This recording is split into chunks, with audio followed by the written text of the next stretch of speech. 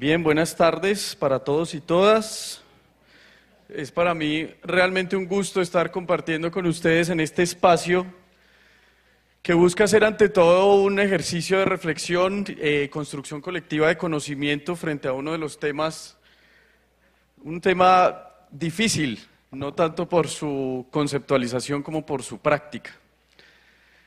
El tema es entonces estilos docentes y me gustaría entonces iniciar con una breve aproximación conceptual a lo que vamos a hablar hoy, desde dónde nos vamos a parar. Hay, digamos, distintos enfoques a la hora de trabajar este tema de estilos docentes. Prefiero entonces y elegí comenzar a hablar de este tema a partir de un enfoque particular que hace parte de lo que se llama epistemología de la práctica, un nombre medio rimbombante, pero que ya les vamos a explicar un poco de qué trata. El investigador es entonces Sean, y quisiera entonces que leyéramos esta frase inicial para comenzar nuestra conversación. No quiero que sea conferencia, sino ante todo una conversación y una construcción colaborativa de conocimiento. La cuestión de la relación entre la competencia en la práctica y el conocimiento profesional precisa ser planteada al revés. No deberíamos empezar por preguntar cómo hacer un mejor uso del conocimiento científico, sino qué podemos aprender a partir de un detenido examen del arte, es decir, de la competencia por la que en realidad los prácticos son capaces de manejar las zonas indeterminadas de la práctica, independiente de aquella otra competencia que se puede relacionar con la racionalidad técnica. Bien, esto para que comience a suscitar ciertas reflexiones sobre el tema de estilos docentes. Básicamente, el anclaje conceptual que quiero hacer en el día de hoy se resume en esto, epistemología de la práctica. ¿Y a qué se refiere? Este investigador, Sean, lo que hace es una crítica, o lo que hace es una lectura a los paradigmas educativos, específicamente de la universidad durante los años 70 aproximadamente, y lo que encuentra es básicamente que el paradigma educativo que se maneja en las universidades es un paradigma que surge de la filosofía positivista y tiene un enfoque tecnicista en términos medios fines. Esto, en plata blanca, ¿a qué se refiere?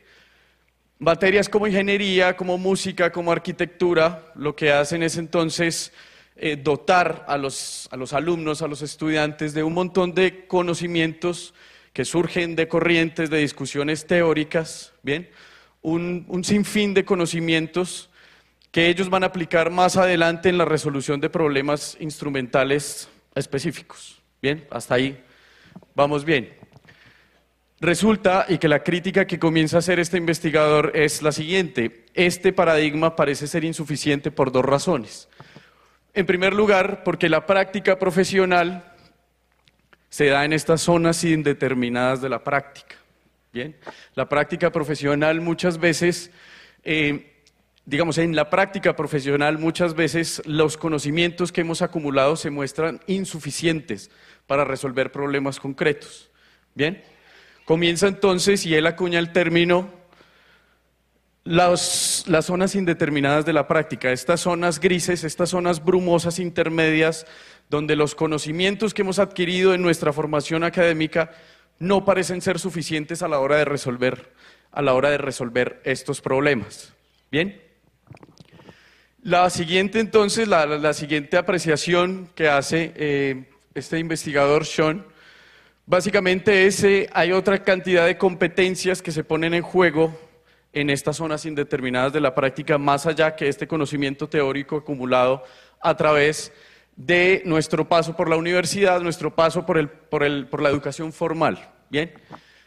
Y hago referencia a esta epistemología de la práctica porque en buena medida eso es lo que hacemos como docentes. Les cuento rápidamente, actualmente estamos desarrollando un curso virtual en el que estamos trabajando con profesores de Argentina, Uruguay, Bolivia y Colombia, básicamente en un proceso de sistematización de experiencias pedagógicas. Y tal vez lo más difícil para los docentes es decir, ¿usted qué hizo que fue exitoso en tal situación?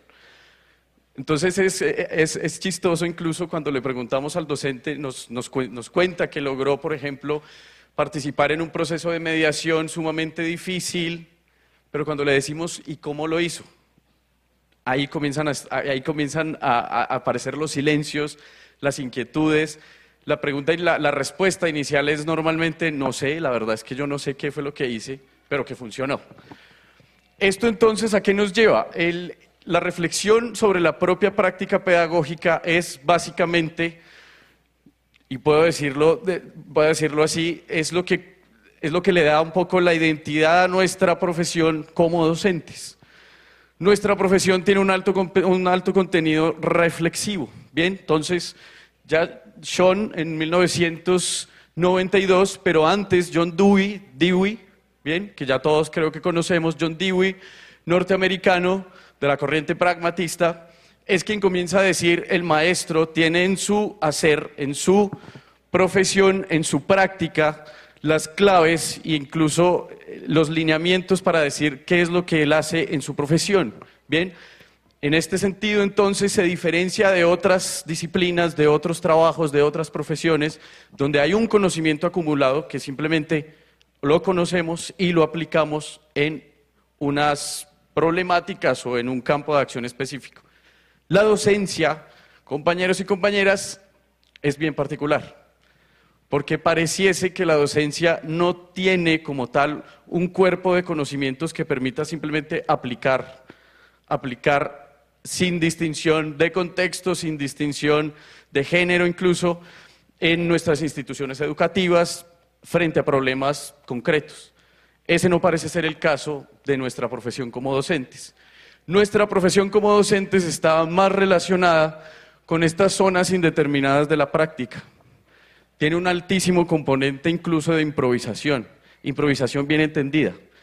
Improvisación entendida como capacidad creativa de solucionar problemas que nos exigen una respuesta casi inmediata. ¿Bien? Ese es entonces un poco el carácter de la profesión que nos convoca hoy en este espacio de reflexión. ¿Bien?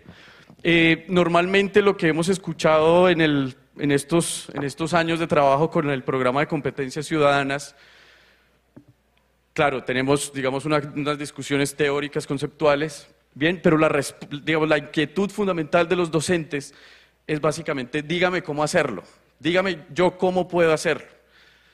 Lastimosamente la respuesta no se la podemos dar, no porque no queramos, no porque no nos nazca, sino simplemente porque no es posible darla. Lo que puede funcionar en una escuela en La Hormiga, Putumayo, puede que no tenga nada que ver y puede que sea un fracaso total en una escuela en El Espinal. ¿Bien? ¿Por qué? Por razones contextuales, socioculturales, bien, por una infinidad de razones. Esto entonces para decirles que, y lo que creo que todos lo sabemos y podríamos estar de acuerdo, la pedagogía no es un manual de instrucciones, la pedagogía no es un paso a paso, la pedagogía lo que suscita son reflexiones, preguntas que pueden ser respondidas de distintas formas, en distintos contextos, con distintos elementos, con distintas herramientas. ¿Bien?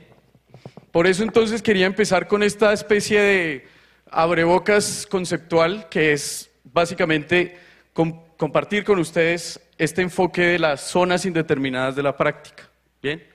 En buena medida lo que hacemos como docentes surge de nuestro mismo ejercicio de docencia.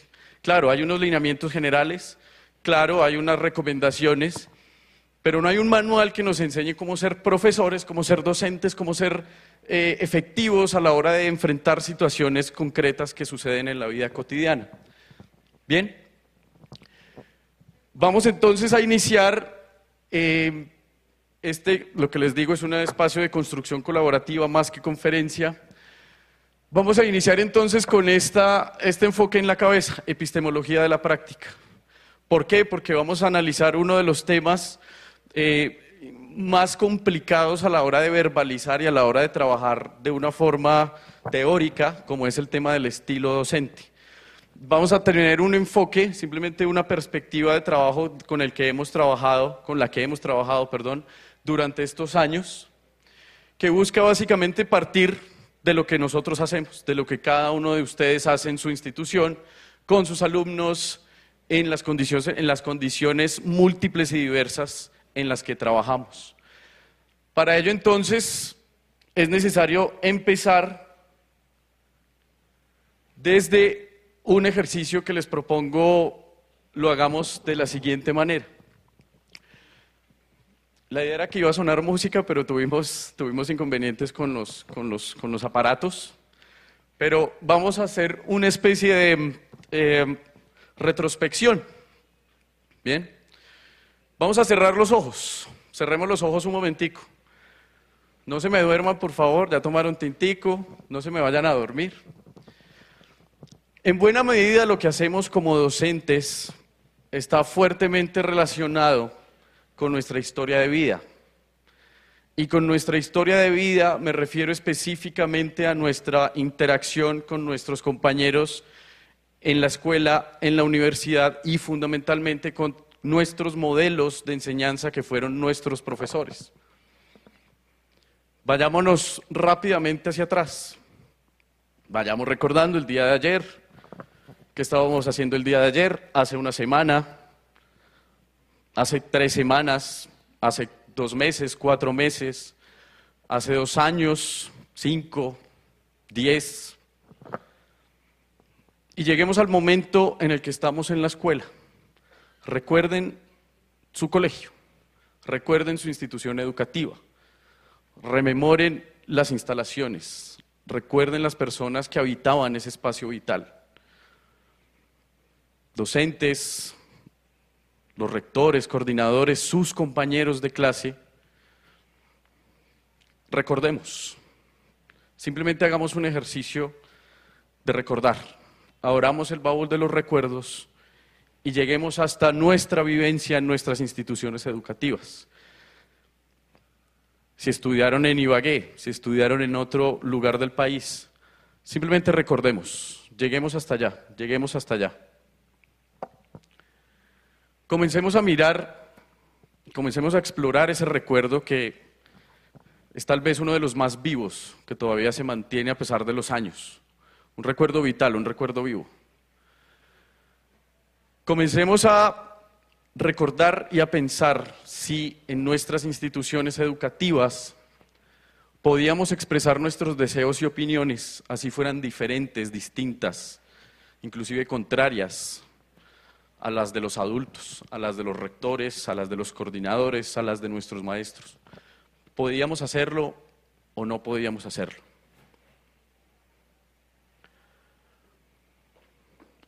Recordemos entonces el salón de clases, la biblioteca, el patio, izadas de bandera, convivencias, salidas pedagógicas. Recordemos todo eso que hace parte de nuestra historia vital.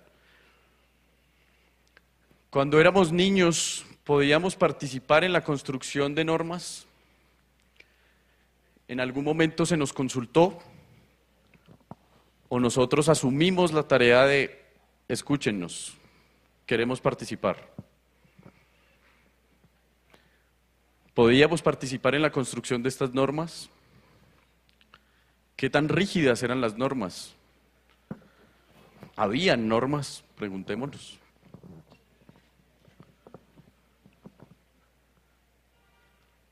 Recordemos entonces todos esos espacios, esos momentos, los juegos, las clases, los trabajos.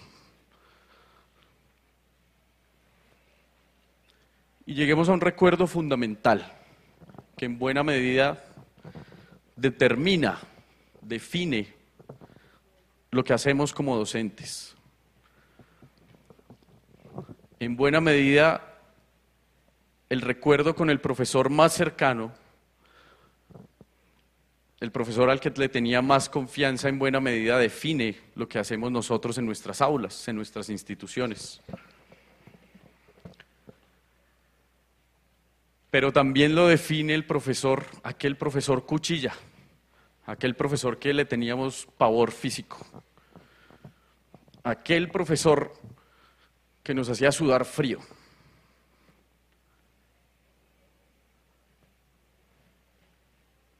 Recordemos si hubo alguno de estos profesores, si hubo alguno que descubrió en nosotros algo que nosotros mismos no sabíamos que teníamos, si nos alentó, si nos desafió, en cierto modo,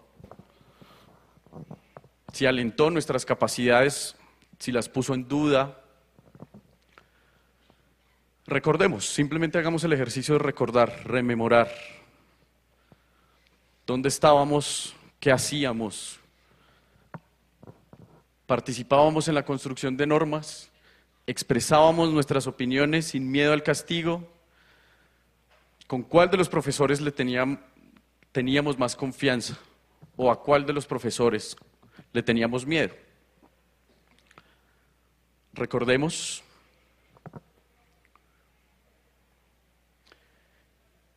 Y lentamente abramos los ojos. Quisiera escuchar 2 o 3 opiniones. Alguien que nos quiera contar su experiencia, si lograron identificar, si lograron llegar a ese espacio vital que habitamos durante mucho tiempo. Que nos comparta sus recuerdos. Si nos quiere compartir la experiencia con algún profesor. Si nos quiere compartir una experiencia en términos de podía expresar mis opiniones o no podía expresar mis opiniones. ¿Cuál era ese profesor al que le teníamos miedo? Simplemente quiero escuchar 2 o 3 opiniones. ¿Quién se anima?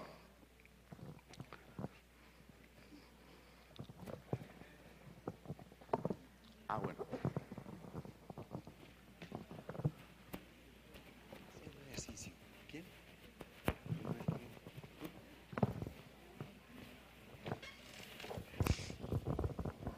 Bueno, al evocar esos momentos de mi niñez, cuando en la escuela aprendí a leer y escribir, recuerdo ahora la educación lancasteriana que me fue impartida, la letra con sangre entra.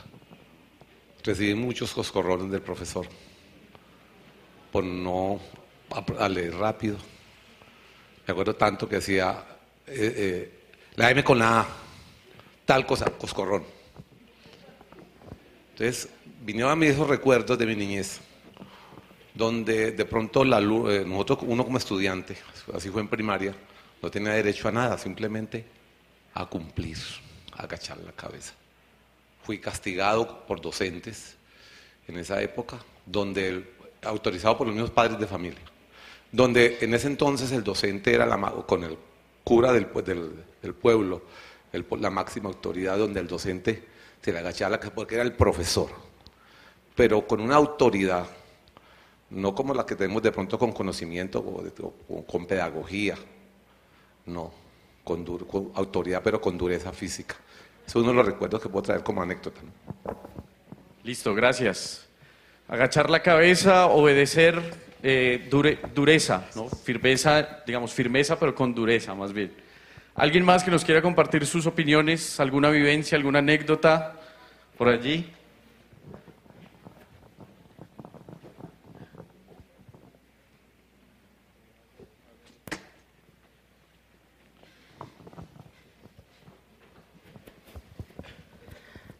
Bueno, los recuerdos que evoqué son del grado 10º, estudiaba en un colegio femenino y existía el periódico Mural. Muy cerca del salón nuestro quemaban la basura del colegio. Entonces se me ocurrió la gran idea de escribir en el periódico Mural el daño que causaba para nosotros ese humo que debía de quemarse en otras horas. Y por eso fui llevada donde la rectora, ¿cierto? Entonces, y ella obviamente casi me sanciona, ¿cierto? Yo creo que tuve baja de nota de conducta porque había opinado eso y según ella estaba incentivando a los otros a que opinaran sobre eso. Estaba incendiando el colegio. No. No, con sus opiniones, sí. con sus opiniones. Simplemente quería saber, ¿se resolvió la situación? ¿Se logró cambiar ese lugar de...? Colaboraron entonces unos padres de familia porque la Asociación de Padres de Familia, yo sí pues de alguna forma lideraba dentro del colegio y la Asociación de Padres de Familia le pareció terrible que la rectora hubiese hecho una amonestación precisamente por eso e inmediatamente sí, por lo menos lo ubicaron hacia el fondo del lote del colegio. Bien, listo, gracias. Profe. Bueno, la vocación fue hacia la educación primaria, años 50, 60. Sí, eso hace ratico, no se preocupe. Pero todavía estoy joven. A ver, son dos cosas muy similares. La disciplina de la escuela, hablo de la escuela por primaria, la disciplina rígida, la disciplina inmodificable, la disciplina sin ninguna comunicación previa, sino que era la disciplina de que la imponía el maestro o los maestros junto con el director sin explicar por qué. Sencillamente había que mantener orden, disciplina, más o menos lo que dicen las dos palabritas del escudo colombiano. Pero es que en la escuela esa vivencia era exactamente a la vivencia del hogar, de la casa. Lo que dijera mamá, lo que dijera papá, era exactamente lo mismo que había que cumplirse y no había libertad para uno, para pensar sí, porque eso generaba una serie de imaginaciones y de cuestionamientos. ¿Por qué yo no tengo derecho a decir que no quiero comer ahorita? ¿Por qué yo no puedo hacer la tarea más tarde? ¿Por qué yo no puedo acostarme un poquito más tarde, a pesar que en esa época no había energía eléctrica? En fin, había muchos por qué, pero nadie respondía, sino que sencillamente usted tiene que obedecer. Sin embargo, merced a ese tipo de disciplina, creo yo, le formaron a uno un carácter también de grande responsabilidad, de grandes compromisos, porque las tareas tienen que ser impecables, con muy buena letra, sin manchar los cuadernos, muy bien ordenados, riguroso desde el punto de vista del tratamiento psicosocial. Pero ese tratamiento también incidió en la formación personal, en la formación intelectual, en el aprecio por el estudio. Hablo del caso mío. Son dos cosas como encontradas, pero hoy día ni lo uno ni lo otro ve uno en la juventud. Listo. Bien.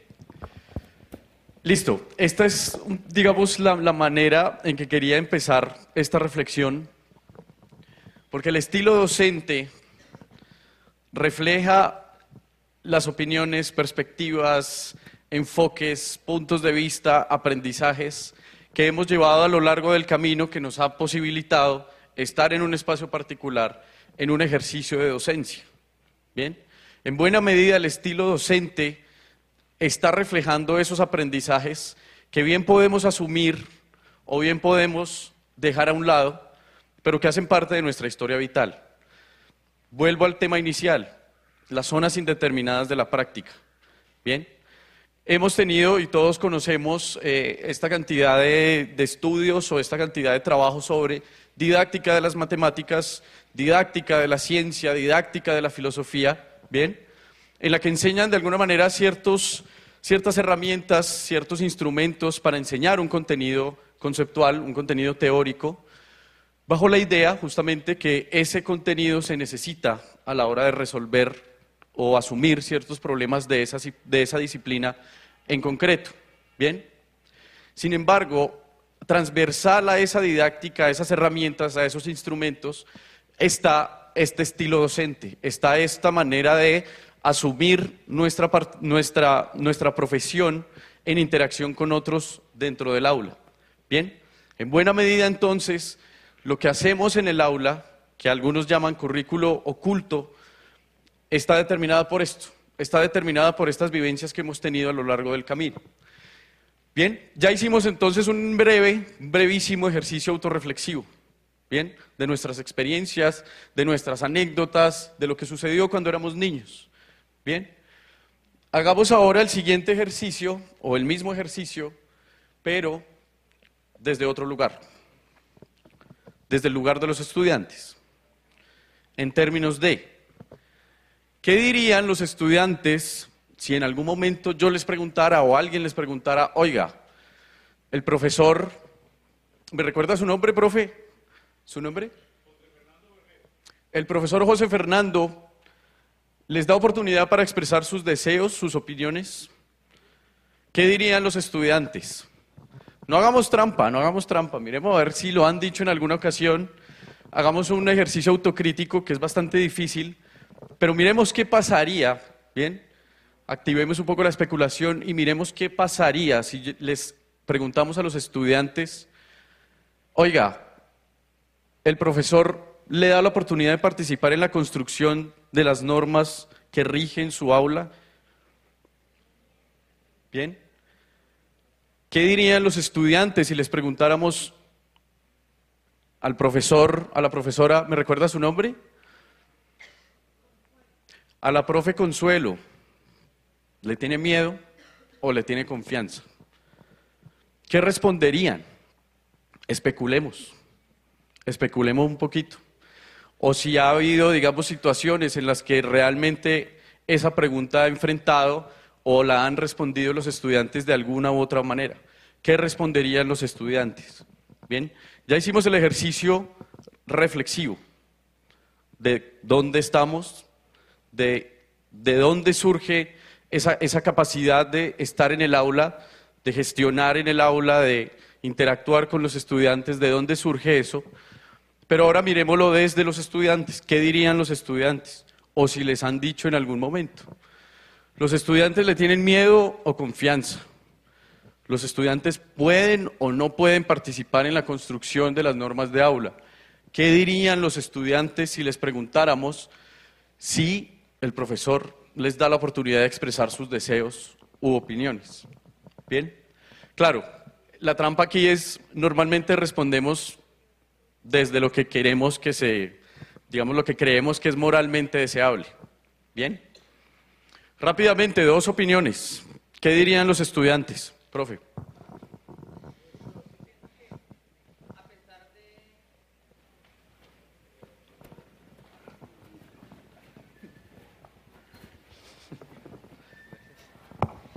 Yo pienso que a pesar de pronto el bagaje como docentes que tenemos acerca de todos los aspectos pedagógicos, de pronto se da un momento en que usted tiene 6 horas de clase con diferentes estudiantes y a pesar de que usted sabe cómo manejar la disciplina, tiene una cantidad de conceptos en la mente, pero según dicen los teóricos, en momentos de estrés, usted como que se encamina otra vez por lo que usted vio de sus docentes en su infancia o en su adolescencia.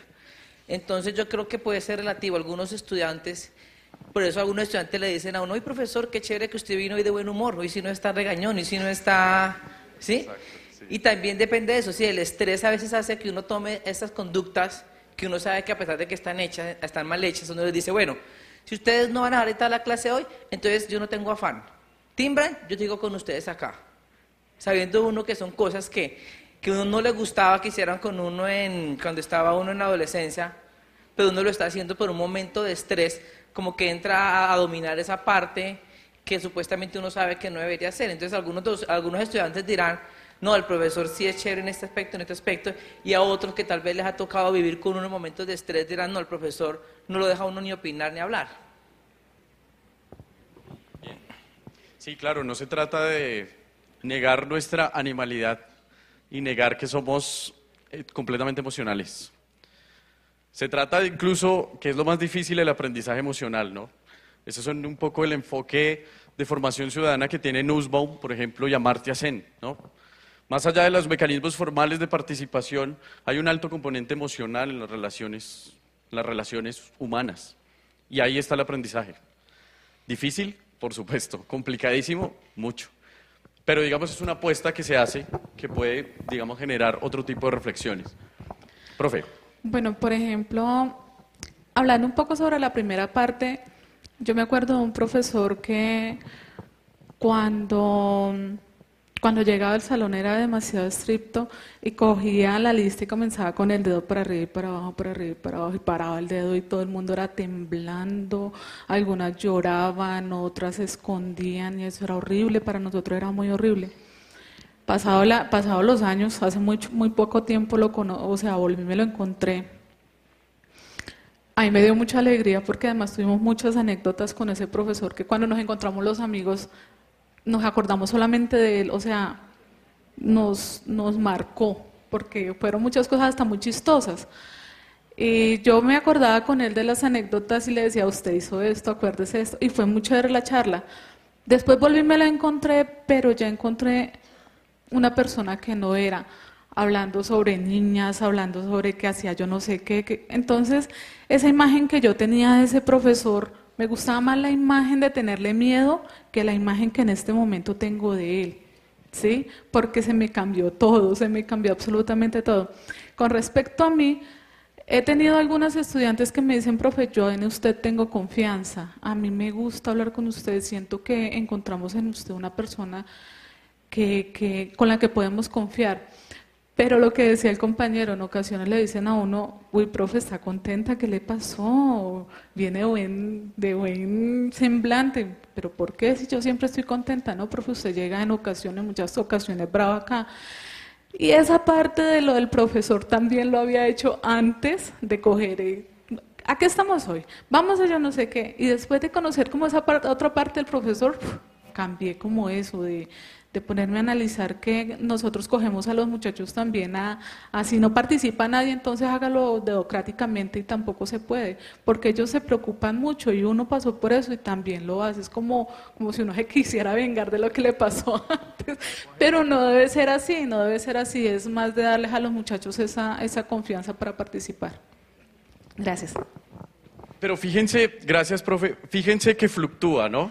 Digamos, no podemos, y que digamos que eso quede en mármol, no podemos encasillar el estudiante, es decir, no podemos definirnos como tal, digamos como cuidadoso de las normas o como completamente permisivo, no podemos definirnos con ese tipo de categorías. Nos pueden dar pistas, mas no podemos definirlo. De nuevo, insisto en la introducción conceptual, ¿bien?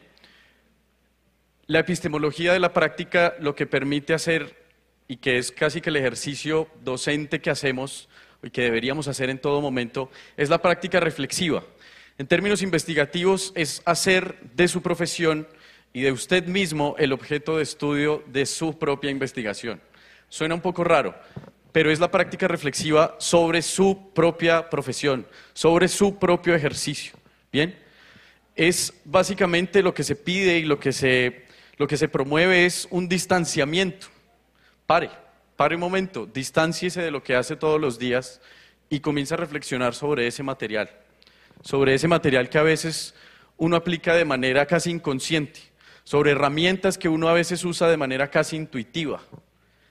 Pare un momento, distánciese de ese objeto de estudio que es usted mismo, que es su propia práctica, y comencemos a mirar allí qué es lo que hay, qué elementos hay.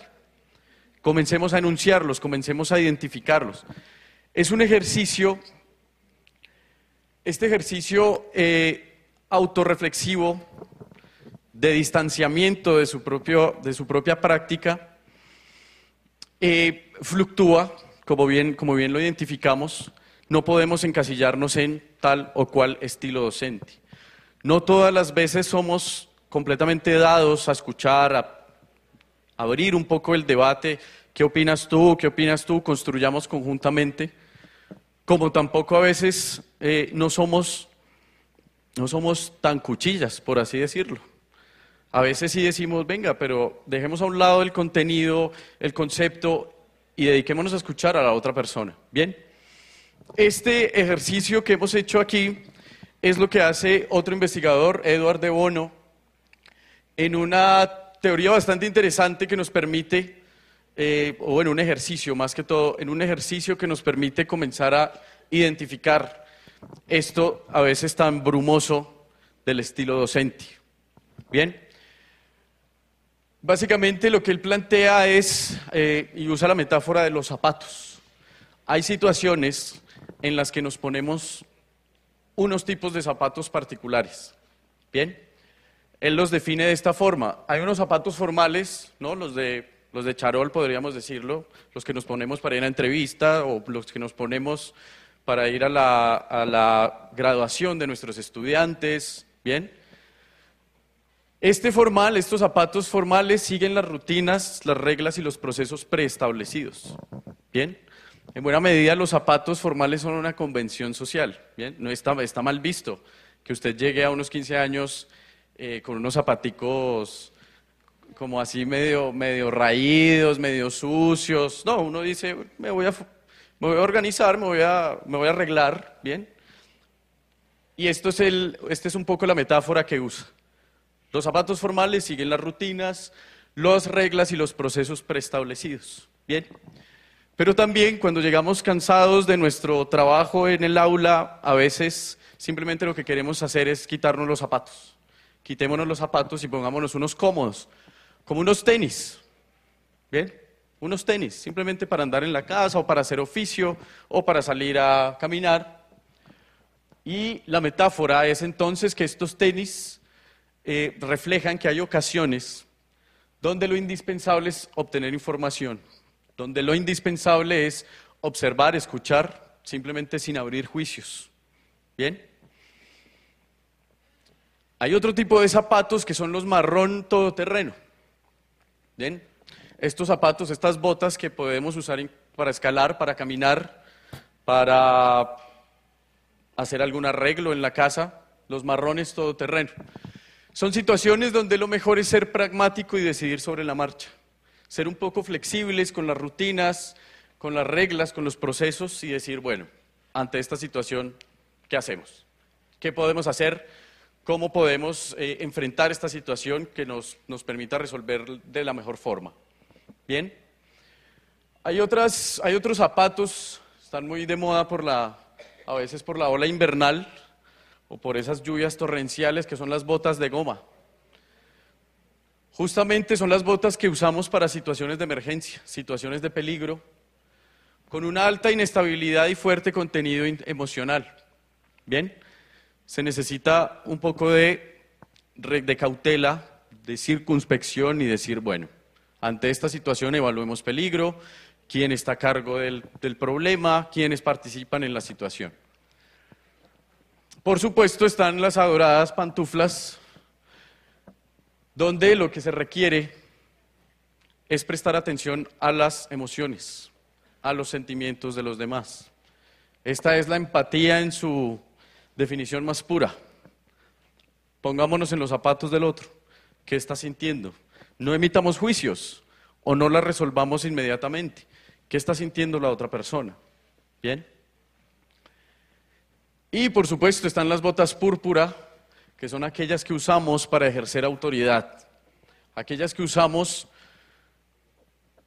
simplemente para demostrar que no importa lo que esté pasando, no importa la situación, lo que interesa es mantener el orden, lo que interesa es mantener las reglas, que se cumplan de la forma adecuada, ¿bien? Y que esta autoridad nos permite tomar decisiones legítimas, que no se discutan, que nos permite solucionar el problema casi que de manera inmediata, ¿bien? Escojan sus zapatos, rápidamente. ¿Cuáles son los zapatos que ustedes más usan? Los zapatos que ustedes usan en su aula, ¿cuál es? La idea no es emitir juicios de valor, la idea no es mirar mal al compañero si usa las botas púrpura. Uy, pero ¿qué pasa ahí? No, la idea no es esa. ¿Qué zapatos usamos en nuestras aulas? Rápidamente, alguien que quiera compartir, ¿qué zapatos usamos normalmente? Rápidamente. Yo me los cambio todos. ¿Sin zapatos también? Bien. ¿Le gusta entonces combinar los zapatos? ¿Cuántas veces se puede cambiar los zapatos en un mismo día?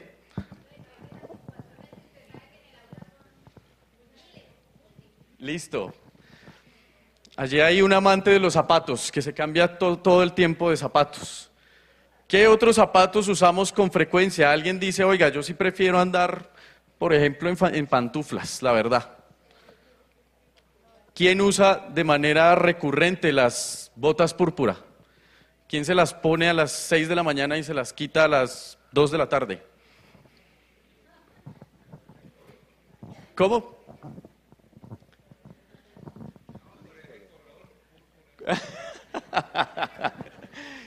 Estábamos en una charla de género, ¿no? Recuerden, un poquito los estereotipos, los prejuicios, pero sí, tienes razón, a veces lo púrpura no se puede combinar tan fácil. Tienes razón. ¿Qué otros zapatos usamos normalmente por aquí? ¿Qué zapatos usamos? El marrón todoterreno.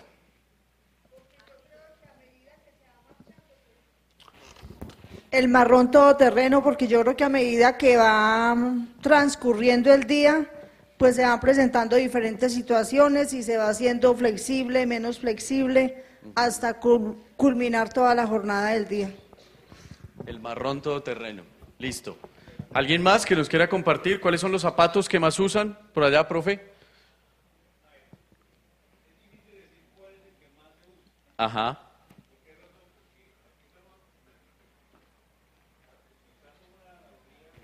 O mejor, una metonimia que plantea de Bono. Así como él plantea también la diversidad de las inteligencias múltiples, no hay una inteligencia pura, única, sobre la cual se finca la persona. Como eso es para entender la dinámica de nuestro trabajo al interior de los planteles educativos, me parece que uno utiliza permanentemente todas las formas presentadas allí, dependiendo de las circunstancias que se tenga que afrontar. ¿Hay alguna que usted nunca usa? Que usted dice, la verdad, no, esta jamás. Bueno, las púrpuras porque siempre quise ser cura y luego ser papa. Pero no, para mí yo creo que a juicio de mis compañeros la que más utilizo de pronto es la de los tenis. La de los tenis. Más preguntar, observar, no abrir prejuicios, indagar antes de emitir. Antes de tomar decisiones. Listo. Bien, justamente ese es el tema. La escogencia o la elección de los zapatos en buena medida depende del terreno. Bien, en buena medida depende de la situación. Por eso entonces, el ejercicio que les propongo es, vámonos al terreno que todos conocemos, con una situación que es incluso bastante habitual. ¿Cuál es el tema? Los estudiantes se reúnen, ¿no?, por la evaluación bimestral de la materia, en la que solo 2 alumnos pasan. Por todas las estrategias que hayan usado, grupos de estudio, salidas pedagógicas, contenidos en red, charlas magistrales, incluso endurecimiento de las normas, resulta que en la evaluación solo 2 alumnos pasaron, solo 2. De resto, todos perdieron el examen. Los estudiantes se reúnen y le piden a ustedes, profe, revise las notas, profe, en serio revise las notas porque nos esforzamos, trabajamos, ¿bien? Pero la petición fundamental es, oiga, profe, bájele un poquito, sea un poquito más flexible, no sé, no sea tan regañón, no sé, busque otras estrategias, en caso de que esto pase. Estamos en la especulación completa. Los estudiantes se reúnen y les piden a ustedes, docentes, en un descanso, incluso en el mismo transcurso de la clase, profe, le tenemos una petición y es, sea más flexible. ¿Listo? Hay unas decisiones posibles. Comencemos a mirarla una a una. Una decisión posible es revisar cuántos de los que perdieron el examen van perdiendo la materia. Los llamas, les asigna como tutores a quienes van mejor y fija una fecha de recuperación. Bien, ante la petición, lo que hay es entonces más que el regaño, más que la observación, lo que hay es lo siguiente. Revisemos cuántos están perdiendo, los voy a llamar, les asigno como tutor a tal o cual personas que destacan, ¿no?, por su capacidad y fijamos una fecha de recuperación. Rápidamente, ¿qué tipo de zapatos son estos? ¿Qué dicen ustedes? ¿Tenis? ¿Obtener información, preguntar, observar y escuchar? ¿Cuál parece que es en esta situación? ¿Todoterreno? ¿Parece que es la todoterreno? Botas de goma, situaciones de peligro, se necesita analizar, determinar quién está a cargo, quiénes participan.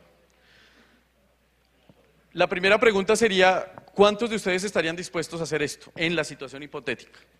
Los estudiantes dicen, profe, sea más flexible, y ustedes, docentes, dicen, ok, vamos entonces a hacer grupos de estudio, les asignamos tutores y la fecha de recuperación es esta para tal o cual, para ustedes. ¿Cuántos estarían dispuestos a hacerlo? 2 por allí, 3 por allí, 4 por allí, 5, 6. No parece ser como la reacción más habitual, ¿no? ¿Bien? Sí, digamos, como ustedes dicen, un momento, abro el archivo. Bien. En esta ocasión, entonces, lo que se pone en cuestión, o lo que se propone, o lo que surge es, solucionemos esto de inmediato. ¿Bien? ¿Cuáles son las desventajas? No sé, las personas que dicen no mucho, ¿cuáles serían las desventajas de esta posible respuesta a la situación? Rápidamente, las desventajas. ¿Por qué no todos estaríamos dispuestos a proponer este tipo de solución? Rápidamente. Los que dijeron no, pues no estoy como tan de acuerdo, ¿por qué no? Porque esto no parece ser la mejor solución o la mejor reacción, profe.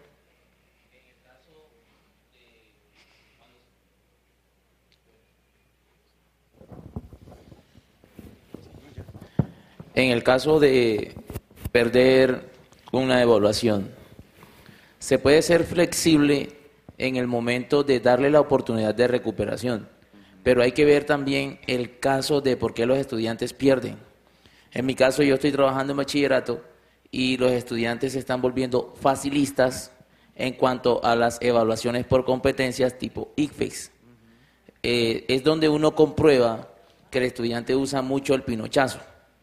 Entonces, ¿para qué ser flexible cuando estamos aplicando una evaluación que nos están exigiendo para la calidad de ellos mismos? Flexibilidad en cuanto a la oportunidad de recuperación, pero no flexibilidad al tipo de evaluación, que de por sí este año ya empezó el ICFES a aplicar una nueva modalidad por los resultados obtenidos en las pruebas PISA. Entonces, ahí va la flexibilidad de acuerdo al momento. Entonces, por eso yo no me identifiqué con esa situación. Esa es una de las posibles razones que puedo aportar en ese sentido. Listo. Los que hayan dicho sí, oiga, sí, esta sería la mejor opción, ¿por qué sí? ¿Alguien que nos quiera compartir las personas que dijeron sí, sí usaríamos este tipo de solución, ¿por qué sí? Profe.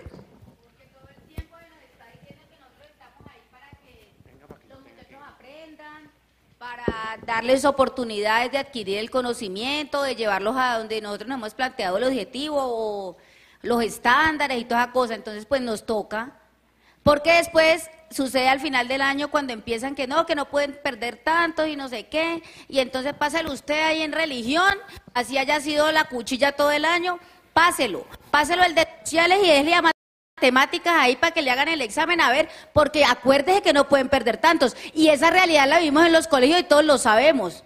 Gracias. Listo. Profe, ¿por qué sí hacerlo?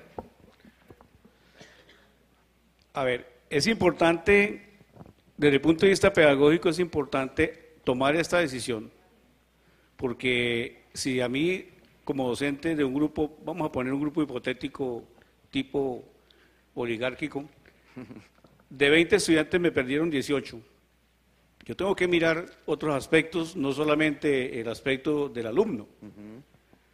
¿Qué ha fallado para que la asimilación o el aprendizaje o la acomodación de un nuevo conocimiento no haya sido del 90 al 100%, que es lo ideal?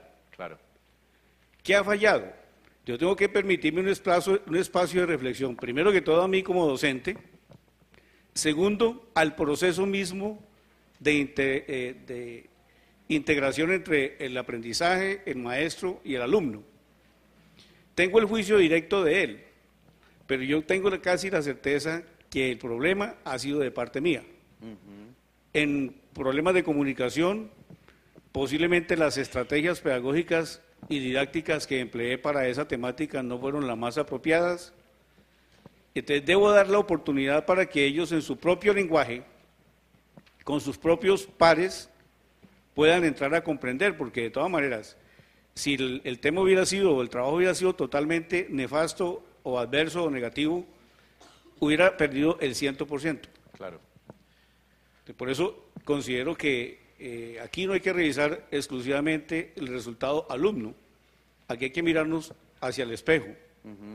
Y también entre el espejo y la imagen hay que mirar el proceso. Parece entonces, gracias profe, con su opinión parece entonces que lo mejor sería, pongámonos las pantuflas. Segundo cuadro. Reunámonos con los estudiantes, preguntemos, bueno, ¿qué pasó? ¿Qué pasa? ¿Qué requieren para mejorar, para que los resultados puedan ser mejores?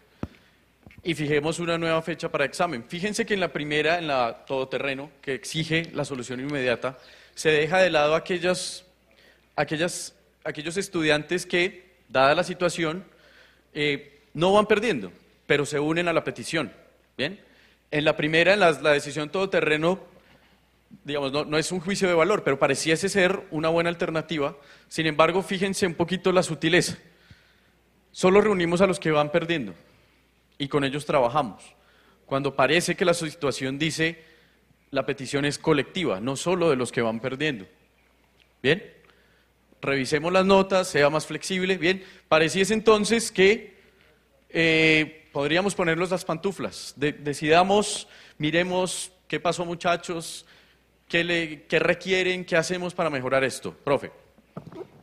Yo tenía claro que la escuela, hablando en término general, era para preparar a los estudiantes para enfrentarse a la sociedad, ¿cierto? A la vida real.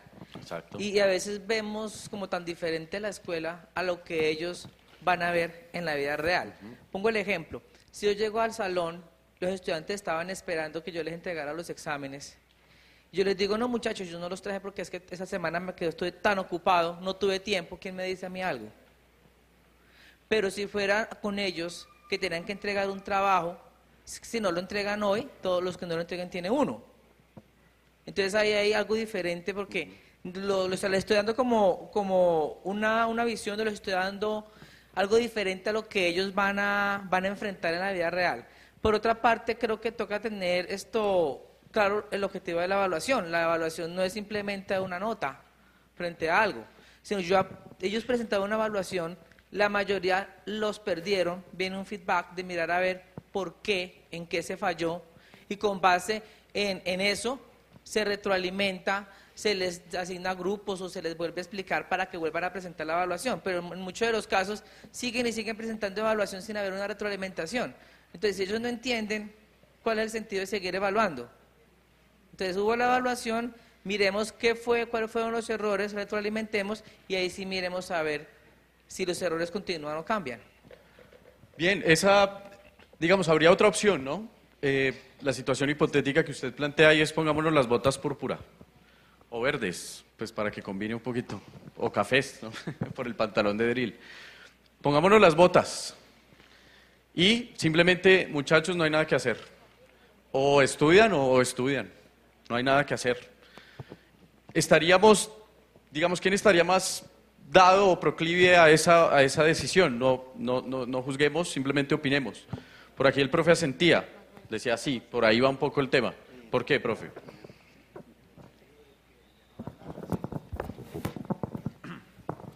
Es que básicamente de lo que usted está hablando acá y de lo que se está conversando, uno, pues tal vez un poquito por la experiencia se da cuenta que hoy en día los muchachos ellos mismos reconocen que no les va bien porque no estudian. Y cuando se da una segunda opción o una tercera, igual no van a estudiar.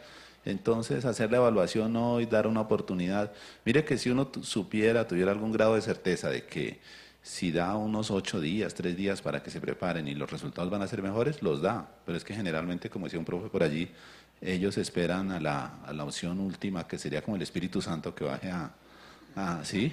Entonces, por eso yo sí pienso que a veces suena tajante y todo, pero es mejor enseñarlos también a ser puntuales, y la evaluación es hoy. Y uno muchas veces compara esto también con la vida práctica. Mire que el mundo de la vida no le da a uno segunda oportunidades. O sea, en la vida ya cuando uno se enfrenta a la realidad del mundo, o lo hizo o lo hizo. Nomás nosotros en las pruebas que presentamos, si no sacó determinado puntaje, lo siento, ¿sí? Entonces, ojalá nos dieran una segunda oportunidad, ¿cierto? O una tercera, pero no. Ya esa fue su puntaje y hasta ahí llegó.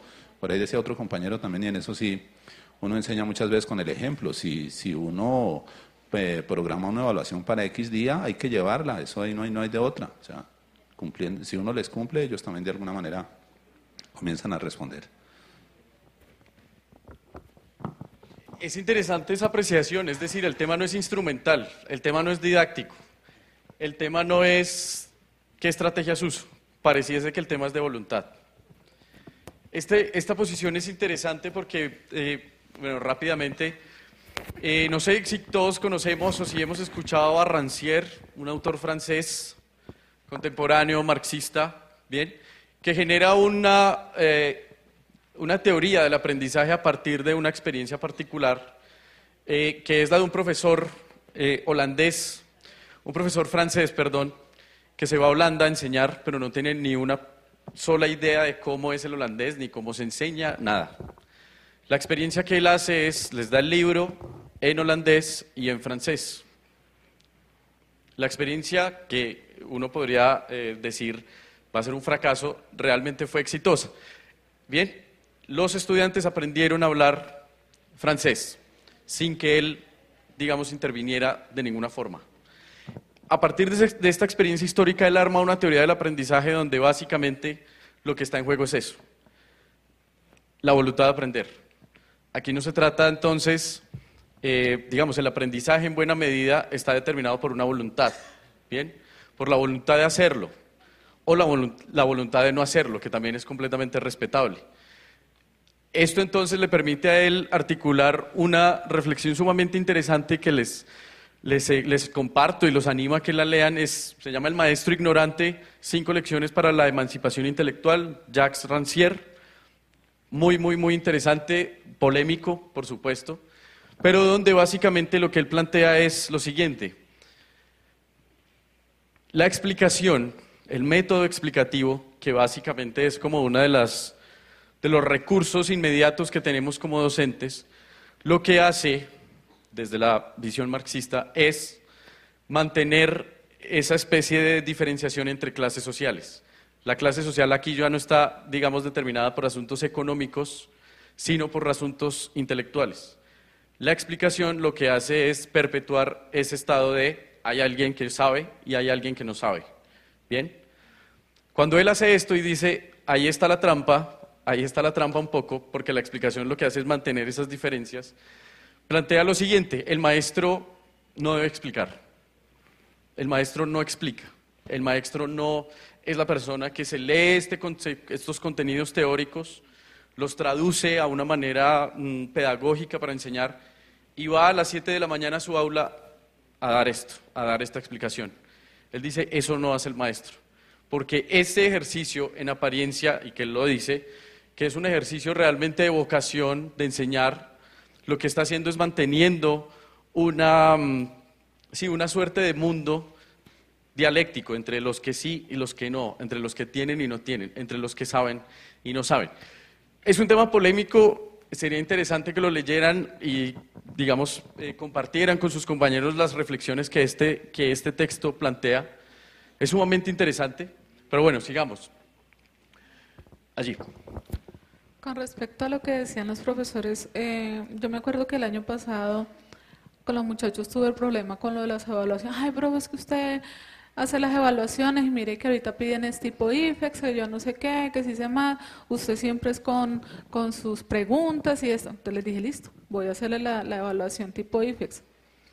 Lo que dice el profe, pinochazo. ¿Qué pasó? Hasta los que siempre ganaban mis evaluaciones la perdieron. Entonces dije, no, pero ¿cómo así? Y el facilismo para ellos es muy horrible. Yo estaba acostumbrada en mis clases a hago evaluación, bueno, y después les doy la segunda oportunidad, la recuperación. Era tan horrible que al final me puse muy brava porque siempre era lo mismo. Antes de colocar el nombre en la evaluación estaban preguntando, ¿y cuándo la recuperación, profe? Entonces Yo les decía, muchachos, Ya, pero es que no han derrotista empezado, es en- que no de han inmediato. empezado ni siquiera, no han empezado a desarrollar la evaluación. Yo les decía, a ustedes les gusta el tipo IFES porque es al pinochazo y ya rápido se salieron de la evaluación. En cambio, las otras evaluaciones tienen que pensar. Y en el momento en que tengan que pensar, ahí es donde mueren los pelados. No les gusta, simplemente no les gusta y siempre están pensando en, ay, yo no estudié. Pero para la recuperación, cuando llegaba la recuperación decían, ay, profe, imagínese, no estudié. La misma situación, o sea, que si antes, y para acabar de completar, como uno no puede calificarles de la misma forma porque les tiene que calificar un poco más bajo, porque increíble que los otros que sí estudiaron y la pasaran, se sacaron 5, y estos que les dio una oportunidad también se saquen 5, pues no. Si la nota es sobre 4 o sobre 3, 5, sobre sea, lo que sea, se van a sacar más bajito de lo que ya se sacaron porque no estudiaron. Entonces, los muchachos están que no quieren absolutamente nada. La voluntad de aprender. Horrible, es totalmente horrible. E incluso sucede, a nosotros nos sucede, es decir, nosotros aprendemos lo que queremos. En términos, digamos, en términos reales, no aprendemos lo que nos toca, aprendemos lo que nos interesa, lo que queremos hacer, lo que queremos aprender. ¿Bien? Entonces no está un poco tan alejado. Simplemente adelantemos un poco el tema y pongámonos los Aló, zapatos formales. Perdón. Pongámonos los zapatos formales. Sí sirve. Es una cosita acá. Ya. Lo que pasa es que eso que usted está diciendo, también lo que decía la profe allí, es que así como usted comenzó esta charla, son unas zonas tan indeterminadas de la práctica que definitivamente tanto para evaluar como para enseñar la estrategia, el modelo, casi que podrían ser casos particulares con cada nivel, con cada grado, en cada pueblo, en cada vereda, en cada lugar. Entonces sí es bien complicado. De alguna manera nuestra profesión en eso es un poquito complicada. Sí, es complicada y hago referencia a John Dewey, que todos creo que lo conocemos. Él tiene un planteamiento sumamente brillante y es, la escuela es un laboratorio. La escuela es un laboratorio y el aula es ese escenario donde usted pone a prueba, ensaya y se equivoca para identificar, oiga, cuál es la mejor estrategia. ¿Bien? Él entonces acuña el término escuela-laboratorio e incluso llega a ser director en Chicago de la escuela-laboratorio, donde él plantea, o sea, pone, digamos, esa teoría pedagógica en juego. La experiencia, también recomendada, la escuela-laboratorio de John Dewey en Chicago, fantástica. Es decir, los contenidos estaban relacionados con la creación de algo concreto. Una de las experiencias fundantes de esa escuela fue la construcción de un auditorio, ¿bien? Donde los estudiantes participaban. Entonces los contenidos se alineaban a la construcción del auditorio. Contenidos física, contenidos de química, contenidos de matemáticas e incluso contenidos de sociales. Para que el auditorio, porque esto, qué necesitamos, qué herramientas tenemos, qué mediciones debemos hacer para que el auditorio no se nos caiga. Simplemente a manera anecdótica, pero es una, digamos, experiencia que nos permite ver cómo la escuela, sí, es decir, el mensaje no es esperanzador en términos de que esto es fácil, para nada. La docencia es un ejercicio realmente muy difícil, pero rico en significado, porque ustedes crean, porque ustedes ensayan, proponen, analizan, establecen estrategias que a veces funcionan y a veces no, que a veces sirven y a veces como que nos falla. Pero fíjense el altísimo nivel creativo que hay en el ejercicio docente. ¿Bien? Claro, de nuevo, hay unas dinámicas, hay unas propuestas, hay unos enfoques, pero realmente lo que le da vida al ejercicio docente, a la práctica docente, es la práctica. ¿De qué manera nos inventamos esto? ¿De qué manera asumimos esto? Por eso entonces, en el programa, por ejemplo, de competencias ciudadanas, hemos hecho tanto énfasis en las prácticas. Cuénteme usted qué hace, cuénteme usted cómo lo hizo, y verbalicemos eso y compartamos. ¿Bien? Vamos a seguir un poquito y adelantémonos. Pongámonos los zapatos formales.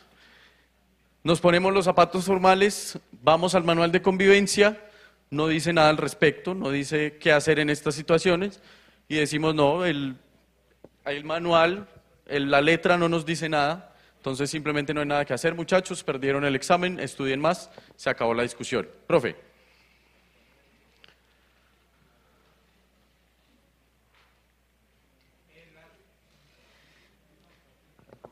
Sí.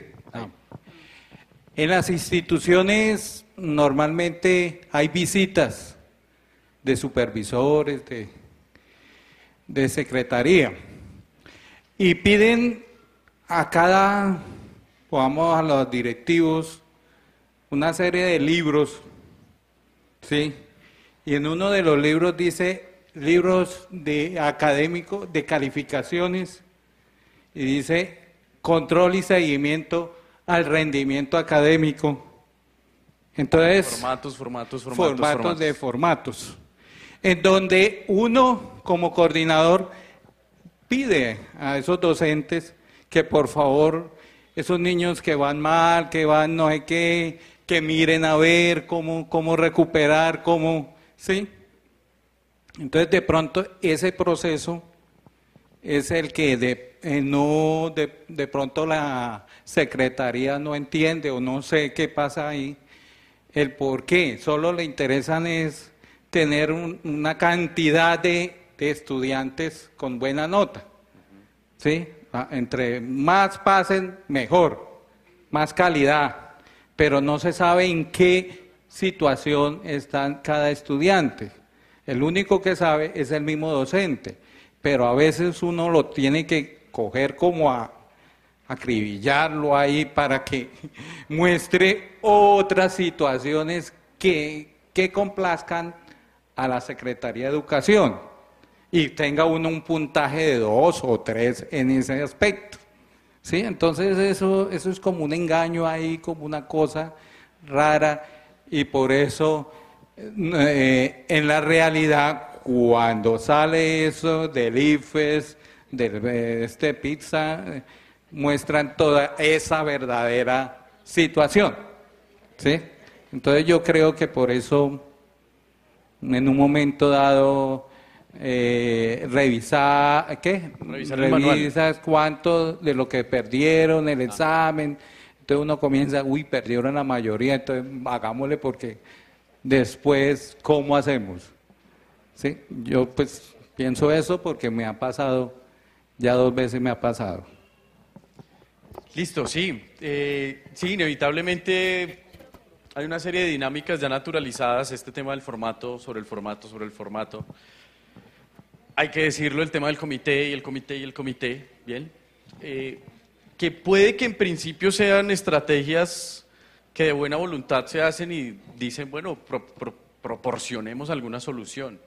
Pero claro, zonas indeterminadas de la práctica. Los formatos no alcanzan a condensar lo que hacemos. Las pruebas no alcanzan a condensar o no miden realmente lo que está pasando en el aula en ciertas ocasiones. ¿Bien?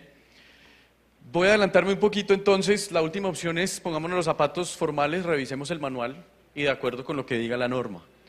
Este ejercicio que quise hacer aquí de manera muy rápida nos permite entonces entrar ya un poco más en concreto, que es identifiquemos nuestro propio estilo docente. Este es un enfoque, esta es una alternativa, una estrategia que nos ha permitido identificar dónde nos ubicamos. Bien, básicamente lo que esta propuesta dice es, hay 2 componentes, digamos, los más visibles, que se ponen en juego en el estilo docente. Estilo docente hace referencia al ejercicio cotidiano que hacemos en nuestras instituciones, en nuestras aulas, con nuestros estudiantes. En términos prácticos, en términos concretos mejor, el estilo docente tiene 2 grandes componentes complementarios. Un componente de estructura y un componente de cuidado. Es lo que ha comenzado a surgir, o lo que surgió en este ejercicio previo que hicimos. Simplemente rápidamente, como un ejercicio de intuición, ¿a qué se refiere la estructura? ¿Qué creen que hace referencia al componente de estructura? Rápidamente, estructura. El componente de estructura, ¿a qué hará referencia? ¿Alguien tiene alguna idea? Docente. La forma de la práctica docente. La estructura, como la forma de la práctica docente, como uno lleva los estilos pedagógicos y la forma de evaluar, la forma Exacto, de sí. trabajar con los estudiantes. Como el currículo, el plan de estudio, las metodologías. Y la forma como el docente lleva a cabo todas esas situaciones dentro de la institución. ¿Listo? ¿Alguien más? ¿A qué hará referencia la estructura? Aquí. Creo que la estructura se refiere a la parte formal, los procesos, los tiempos, la forma como va estableciendo los pasos para la enseñanza con los estudiantes, todo lo que se refiere a la parte formal, porque cuando no hay estructura, por ejemplo, me voy a lo contrario, si no hay estructura, entonces, por ejemplo, el desorden, no hay un comienzo, un fin, unos pasos, no hay nada. Eso creo que es. Exactamente. Hace referencia a esos temas que ustedes han establecido, han identificado, pero sobre todo a uno que es transversal al ejercicio docente, que es la norma, la autoridad, las reglas. ¿Bien? El componente de estructura, entonces, además de los elementos que ya hemos identificado, tiene un fuerte énfasis en de qué manera manejamos la autoridad, de qué manera manejamos la norma, la aplicación de la norma, el respeto por la norma, la apropiación incluso por la norma. ¿Bien? Ese es un componente. ¿Bien? En este eje, estructura. En el siguiente eje, listo, profe. Además, yo creo que estructuras son todos los soportes que tenemos los maestros para llevar a cabo el proceso de enseñanza-aprendizaje. Es de todos los medios que nosotros nos valemos para que ese proceso de enseñanza-aprendizaje a la final tenga éxito o tenga buenos resultados. Otra cosa que yo quería decir es que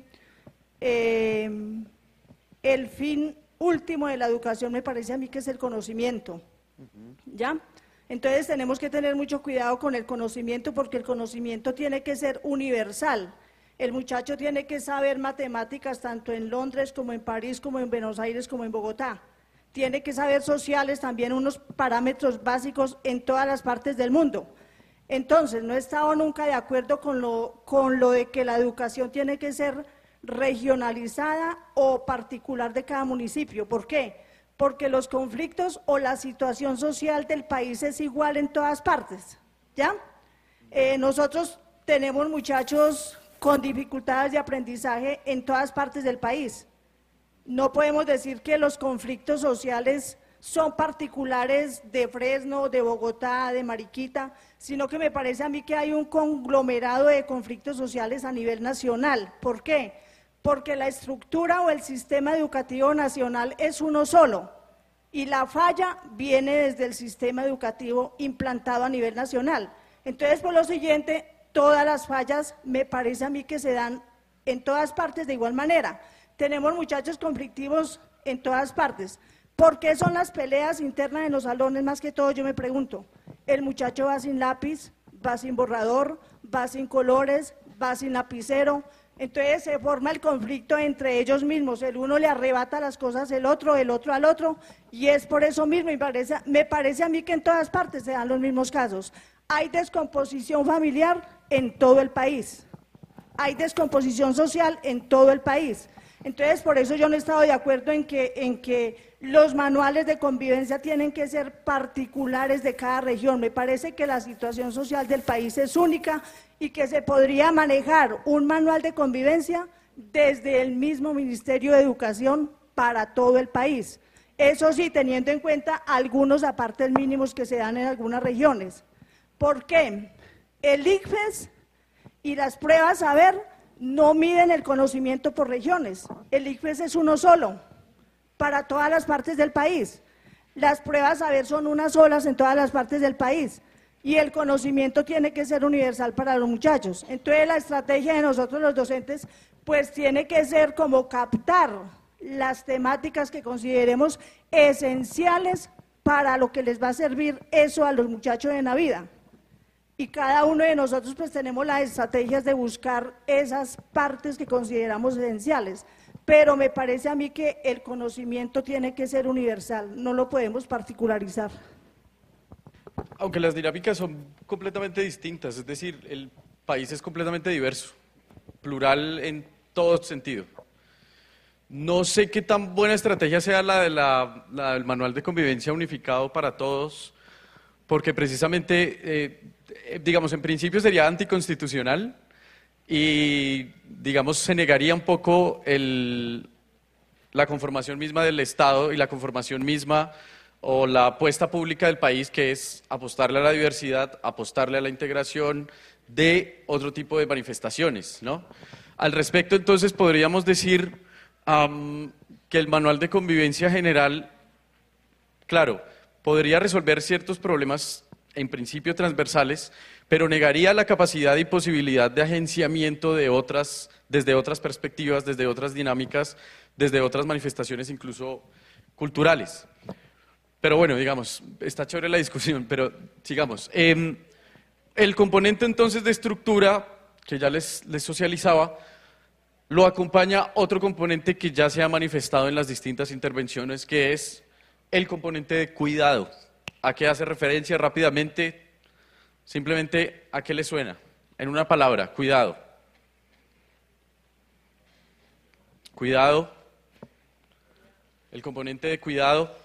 Recuerden que ustedes han manifestado, en primer lugar, claro, el tema de mantener un poco la disciplina, el orden, el manejo del aula, la consecución de resultados, pero también han manifestado otro elemento. No sé, ¿alguna intuición de a qué hace referencia el componente de cuidado? Conocer bien la norma, ¿será por ahí? ¿Por allí? ¿Cumplir las normas? ¿Será por allí?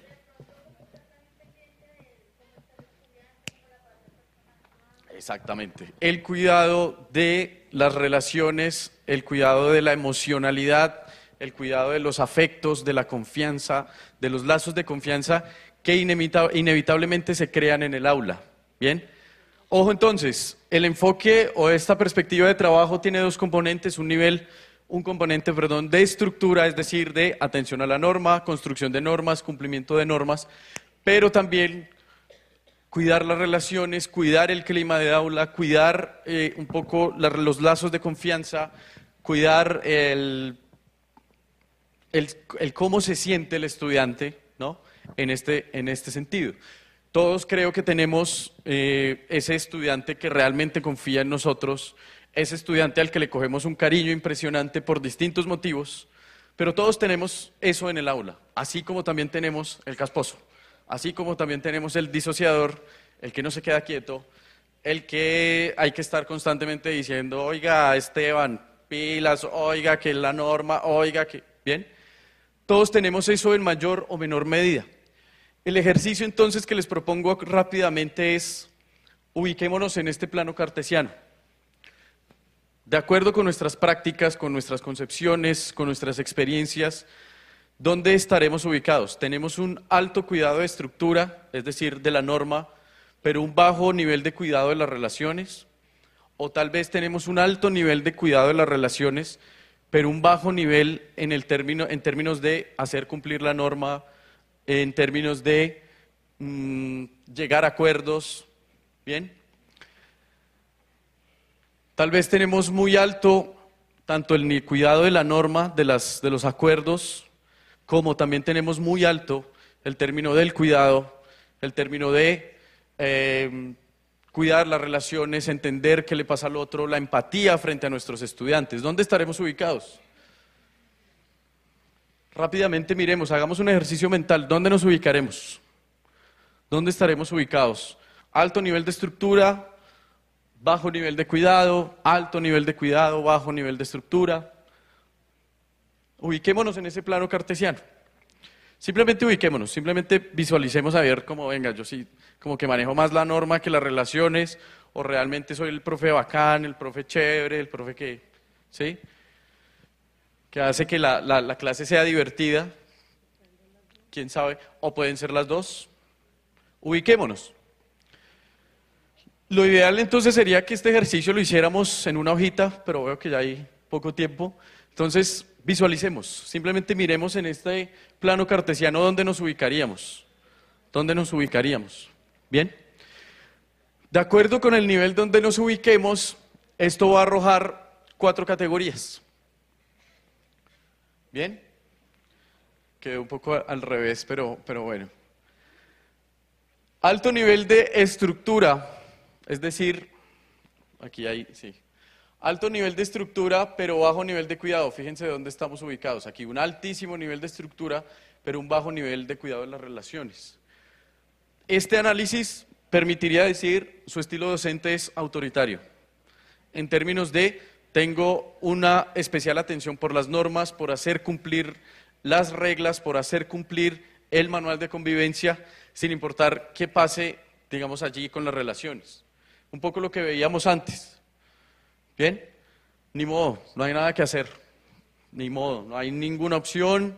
En el manual no dice nada, muchos rajaron y listo. Ojo, no estamos haciendo juicios de valor, simplemente estamos abriendo, digamos, un amplio abanico de posibilidades en donde podríamos ubicarnos. El autoritario.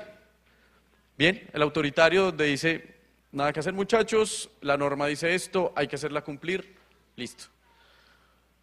Habría un siguiente nivel que es un altísimo nivel de cuidado, pero un bajo nivel de estructura.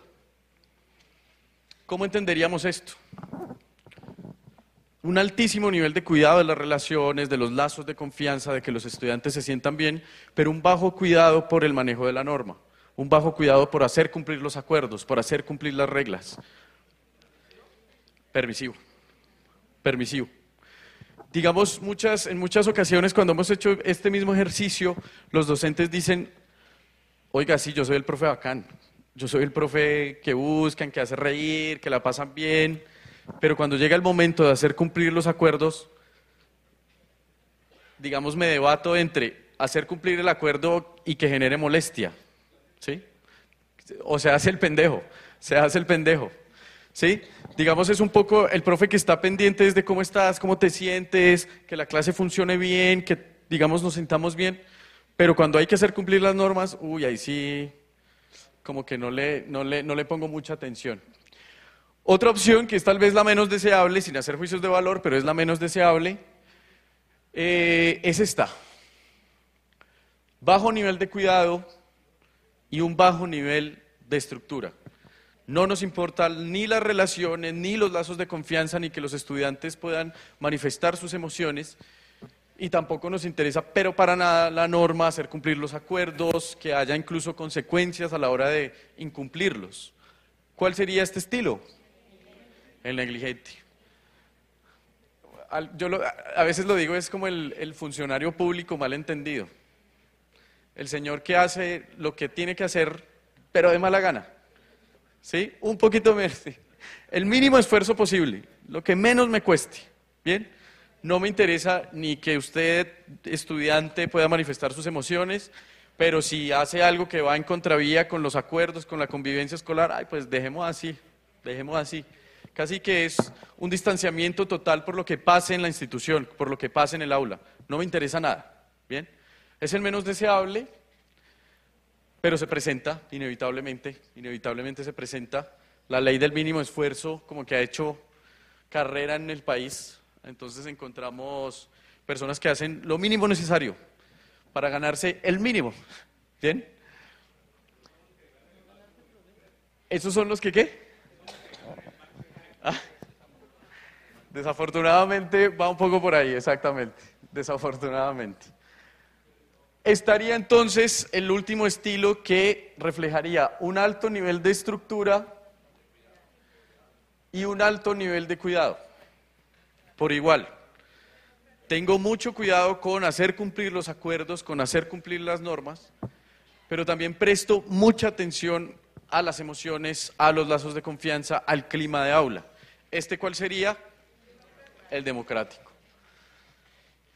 No hay que hacer juicios de valor, pero esto es moralmente deseable y socialmente positivo para lo que sucede en el aula.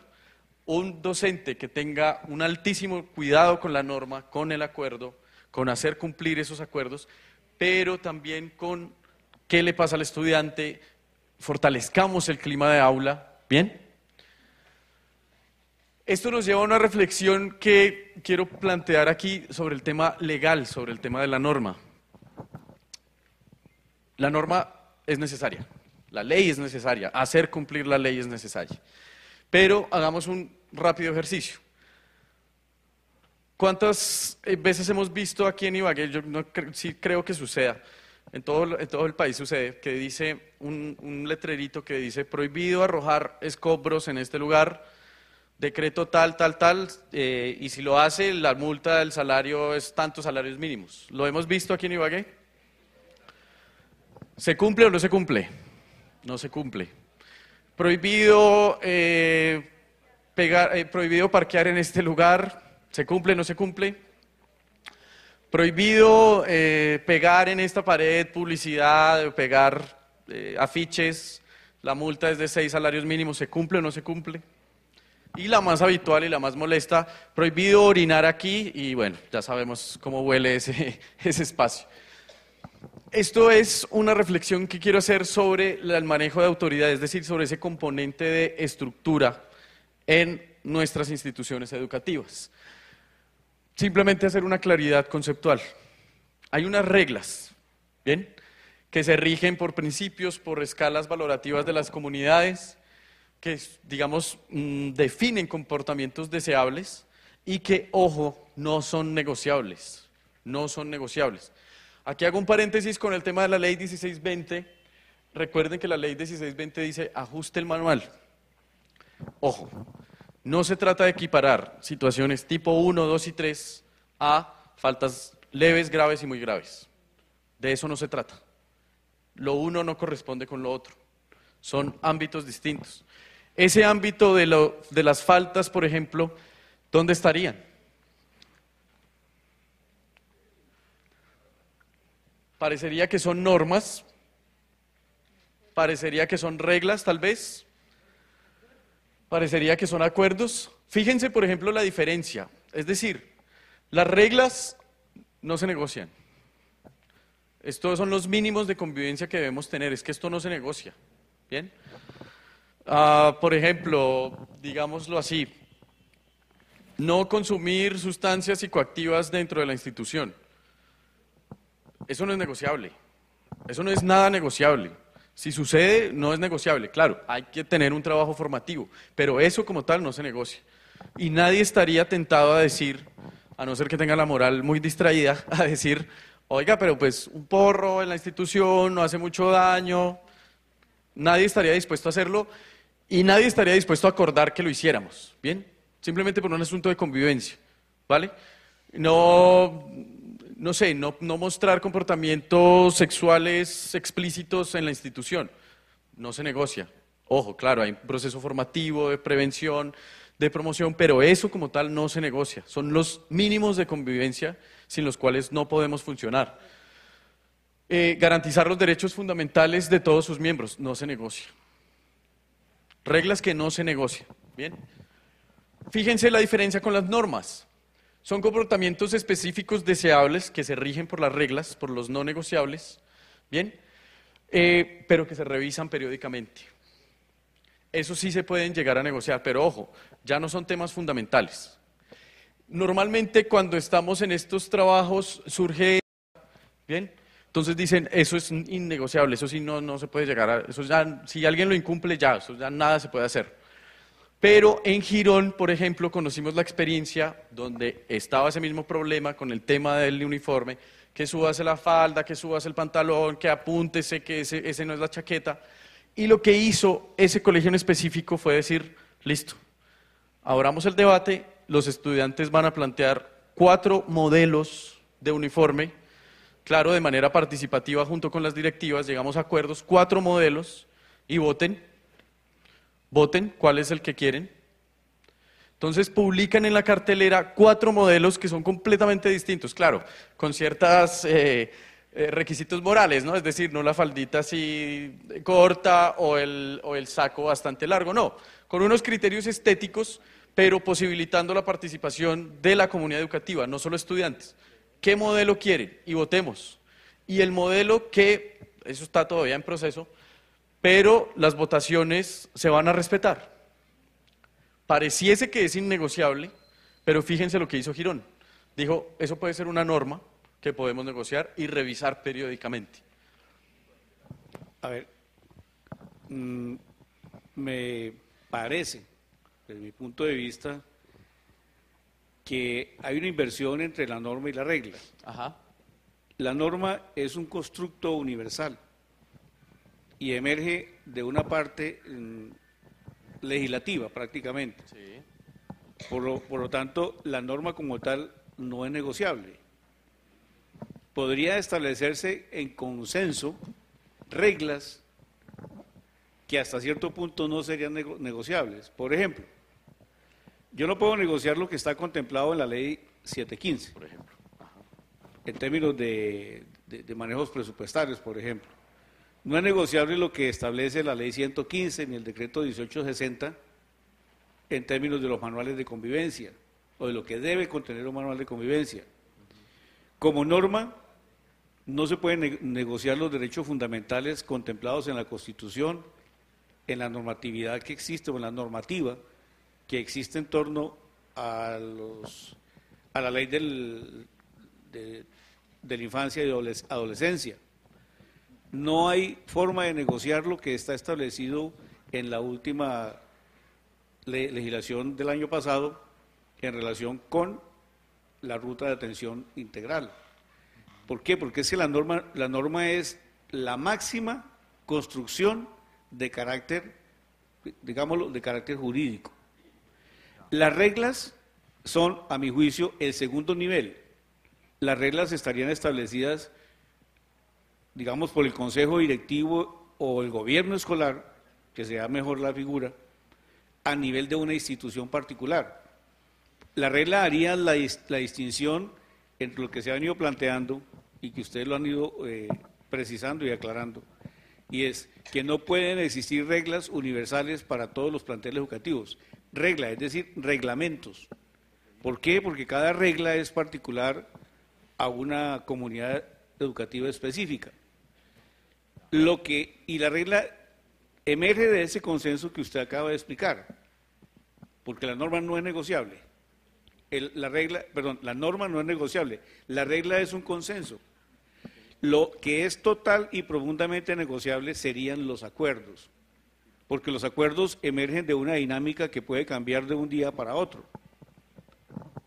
Por ejemplo, en el caso que usted plantea, el alumno que llegue tarde no se le recibe en clase y se le devuelve, por decirlo de alguna manera muy ramplona. Eso puede estar contemplado como una regla en el plantel, pero en la práctica eso no puede funcionar de esa manera. Tiene que hacerse un acuerdo, un consenso de manera inmediata, porque supongamos, llovió y el niño viene a pie porque no tiene vehículo, porque no tiene plata, porque comúnmente pasa en los pueblos.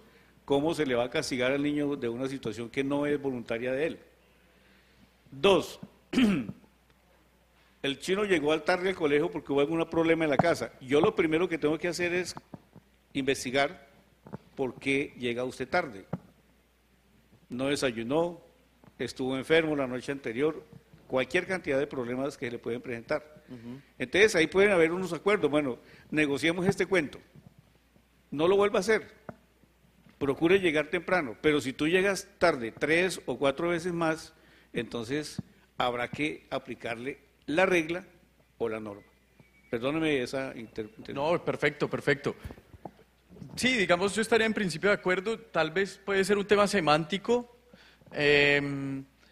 Planteamos un poco el tema de las normas porque, digamos, la misma palabra supone que hay una construcción consensuada a la norma, ¿bien? De hecho, la norma digamos, cuando se expiden las leyes, ¿cómo es que dice al final? Expídase y cúmplase, comuníquese y cúmplase, ¿sí?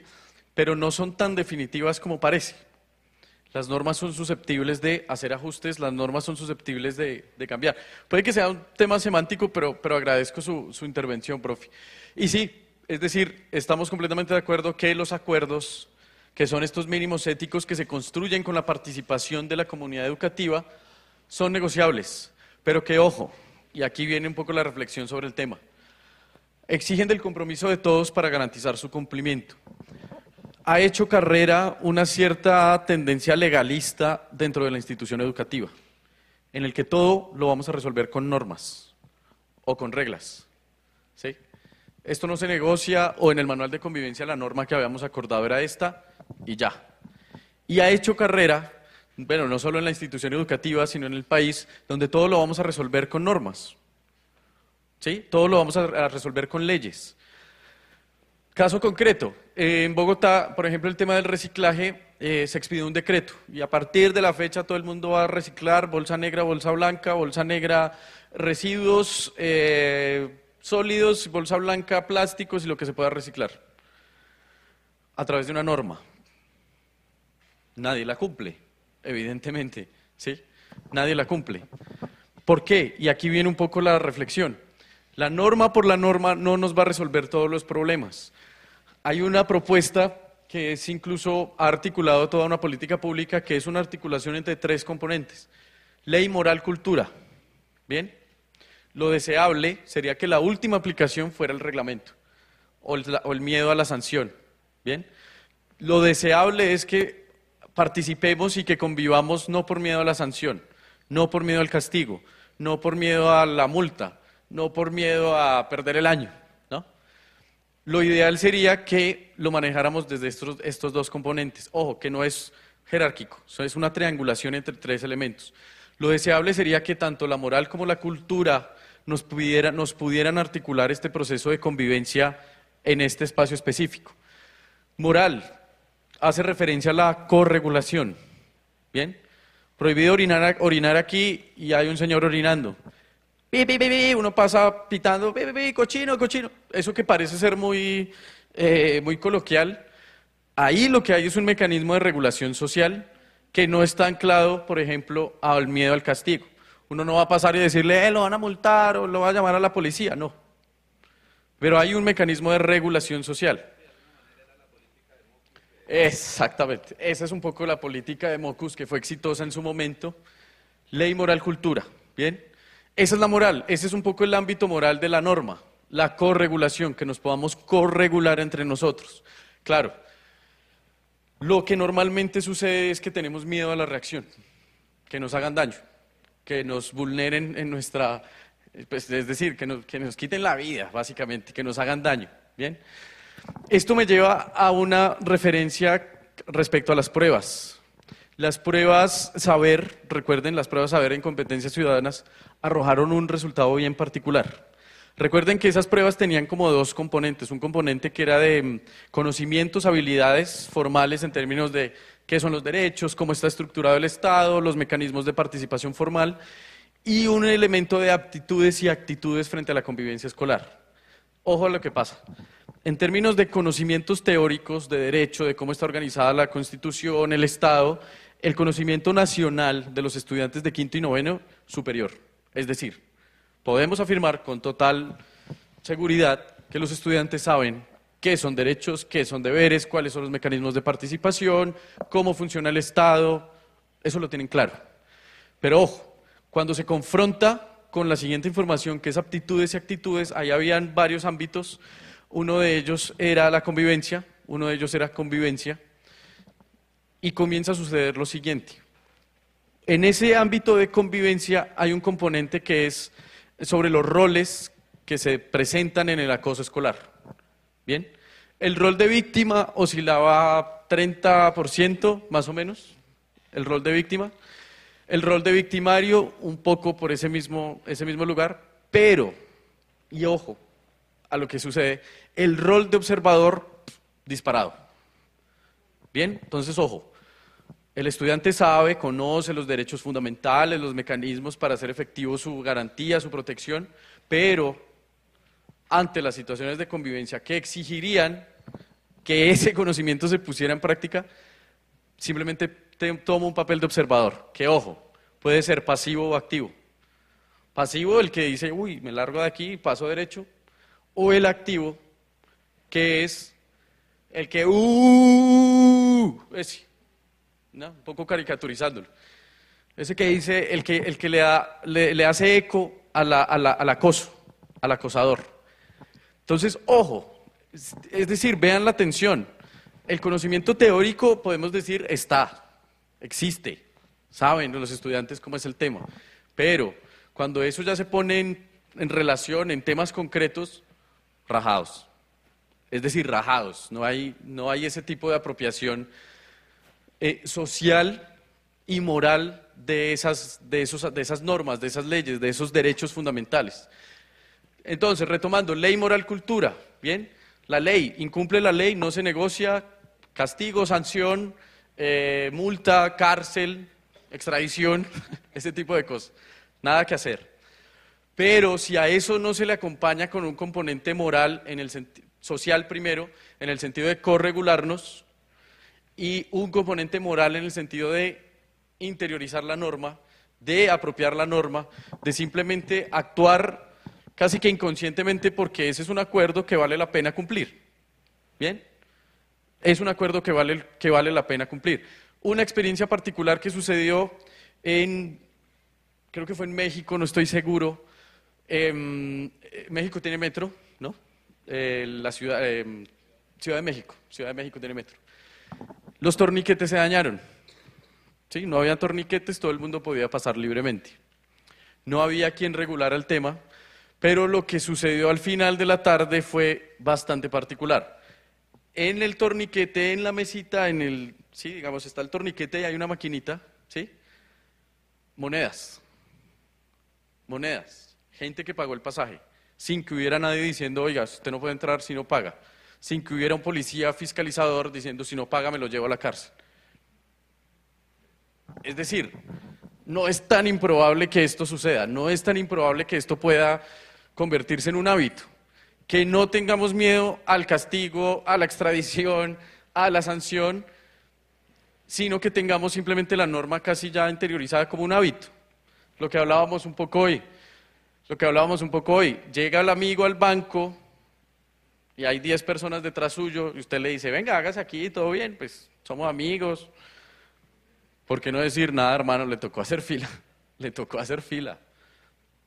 Es decir, un poco la idea es, esto no es tan improbable, esto no es tan imposible, se puede lograr, pero ojo, no solo con la norma, no solo, oiga, el manual dice, oiga, observador, oiga, va a perder el año. Si a eso no se acompaña, no se acompaña con procesos de apropiación moral y legitimación social del cumplimiento de los acuerdos, no se logra mucho.